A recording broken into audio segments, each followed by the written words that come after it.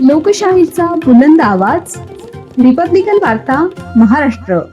पिशोर व चिंचोली परिसरात मतदारांचा उत्स्फूर्त प्रतिसाद. मतदान प्रक्रिया शांततेत पडली पार. बातमी कन्नड येथून. तालुक्यातील जिल्हा परिषद व पंचायत समिती निवडणुकीसाठी झालेल्या मतदान प्रक्रियेत पिशोर, चिंचोलीसह ग्रामीण भागातील मतदारांनी मोठ्या प्रमाणावर सहभाग नोंदवला. लोकशाहीवरील आपला विश्वास अधोरेखित करत मतदारांनी मतदानाचा हक्क बजावल्याने सर्वच केंद्रांवर समाधानकारक ते उच्च टक्केवारी पाहायला मिळाली. ग्रामीण भागात निवडणुकीबाबत मोठी जनजागृती झाल्याचे या आकडेवारीवरून स्पष्ट होत आहे. गावनिहाय मतदानाची आकडेवारी खालीलप्रमाणे. पिशोर व आसपासच्या परिसरात मतदारांचा उत्साह दिसून आला. पिशोर येथे एकूण 15,083 मतदारांपैकी 11,403 जणांनी मतदान केले. नादरपूर येथे 1,671 पैकी 1,213, तर खातखेडा, अहमदाबाद 860 पैकी 700 मतदान. नाचनवेल 2,642 पैकी 1,821 मतदान.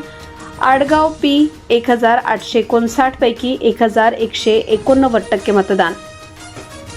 डोगरगाव 893 पैकी 630 मतदान. टाकळी शहू 1,066 पैकी 764 मतदान. मोहरा 1,556 पैकी 1,115 मतदान. जवखेडा बुद्रुक 1,386 पैकी 845 मतदान. जवखेडा खुर्द 735 पैकी 576 मतदान. दिगाव 1,606 पैकी 1,220 मतदान. खेडी 717 पैकी 611 मतदान. मोहाडी 565 पैकी 396 मतदान. येथे 1,203 पैकी 975 मतदारांनी आपला हक्क बजावला. सारोळा गावातही मतदारांनी विक्रमी प्रतिसाद दिला असून तेथे 2,004 पैकी तब्बल 1,527 जणांनी मतदान केले.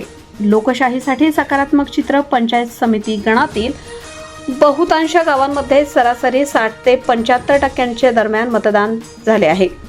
मतदानाची ही वाढलेली टक्केवारी लोकशाहीसाठी अत्यंत सकारात्मक मानली जात आहे. विशेष म्हणजे संपूर्ण परिसरात कोणतीही अनुचित घटना न घडता मतदान प्रक्रिया शांततेत पार पडली.